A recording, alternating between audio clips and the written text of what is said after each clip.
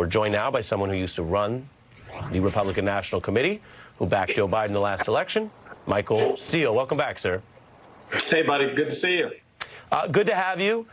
When you look at what we just saw there, a kind of a classic guilty defensive 1-2 punch of trying to hide or lie about the part that is basically indefensible. I mean, they really don't want to talk about the fact that there's that overlap. Again, I didn't say causality, but that overlap. And then two, going right back at it and telling everyone, if you look a certain way, you should be afraid of these other people who look a different way. And we're going to lie you into fear, and then they're going to claim they're not the ones playing hate, racial identity politics. Well, it's all such claptrap. It's just a bunch of noise, and they know it. The fact of the matter is the ancestors of those individuals did exactly what they think is happening to them. Their ancestors came in and replaced the Native Americans. And so that's history. That's fact. We know that. So we are the owners of this land is a bunch of malarkey, and everyone knows it. Everyone's come to accept what this land means to each generation, each successive generation of Americans and immigrants who want to be Americans and immigrants who want to hold on to their native land but have a little piece of America too. And yes, those who come here because of the trials and pressures and dangers of their homeland.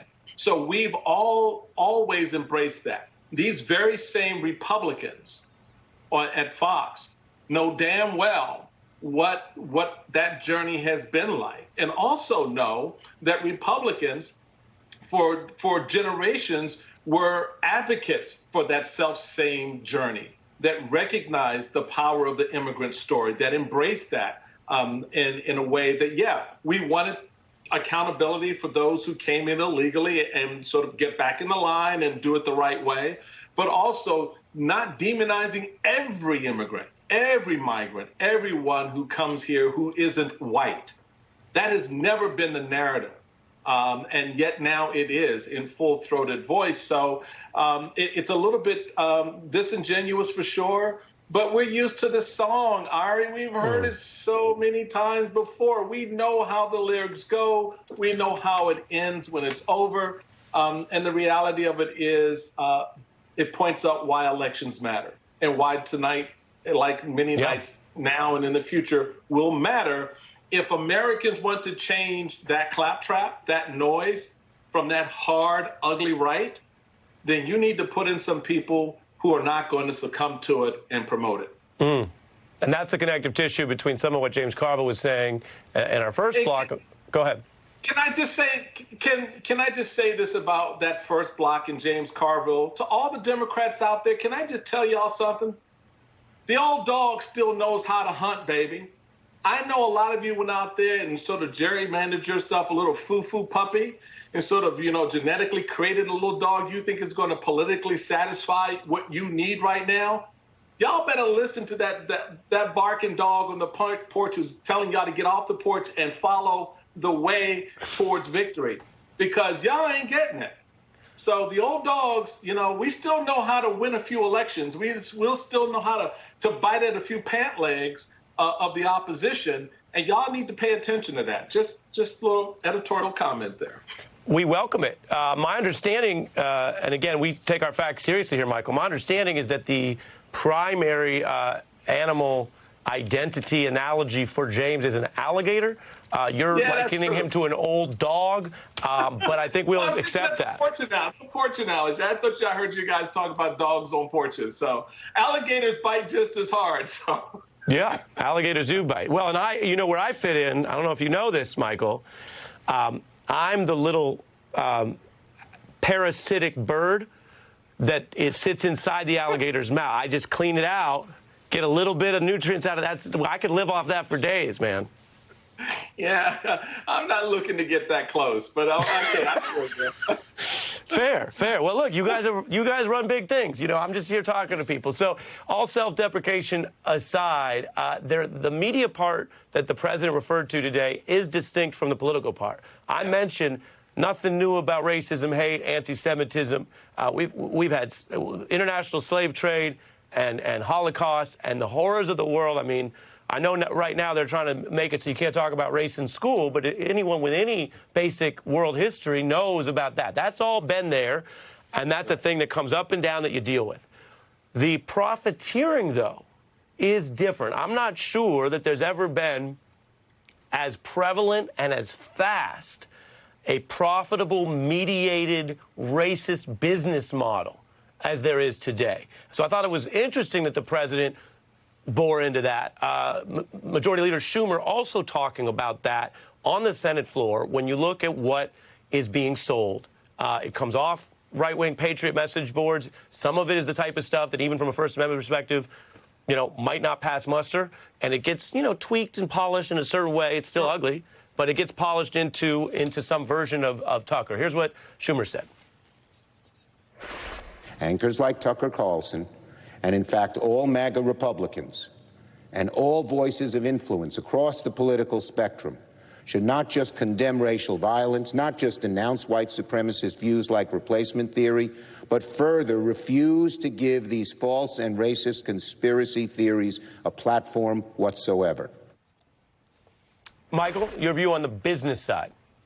Oh, the business side has been a very important part of what we've seen, not just in the last number of years, but this goes back to even long before I became chairman, where there was this recognition that, there's also that's profitable with these votes.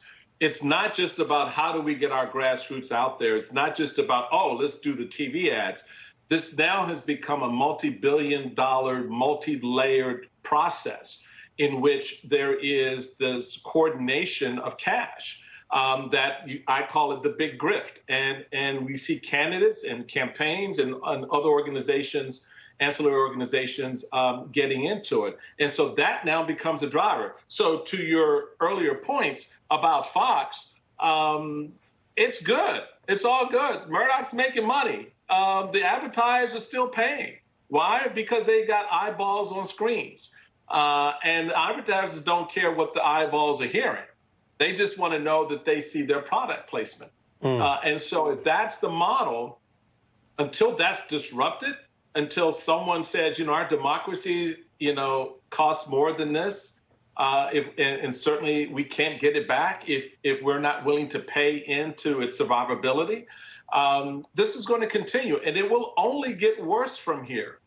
Because, again, when you take accountability out of the system, whether it's financial, whether it's political, whether it's governmental, or even on the policy level, you're going to find people going rogue as often and in as many ways as they possibly can. This is just the first iteration of it that you see inside the GOP. This is now, as we've noted, Ari, and you've noted a number of times in your broadcast, that these individuals are sort of almost kind of walking away from the GOP and creating their own spaces. You've got like Barnett tonight. Barnett has her own space now. She didn't need Trump's endorsement to get into a tie. She figured out how to tacitly and tactfully move into position, parroting the same kind of negative narrative, anti-Muslim, anti-gay, anti-American narrative that's now positioned her to likely win tonight. All striking. I hope people are listening. Michael Steele, as you know, in a lighter closing, I will say this, sir. And I would never mix the serious with the light. That's no way to live. But no, it isn't. There's only one reason that we can't compare you to any animal, like your esteemed colleague, James Carville. I think you know why. Well, and why would that be, good sir? Because you're already a puppet, baby. A Muppet puppet. Baby. There we are. We don't have it, to my knowledge, we don't have it handy right now. For those who know, they know. And if you don't know, I don't have time to let you get it. If you don't know, you will know. You keep watching. Good to see you, Michael. Happy Election Day.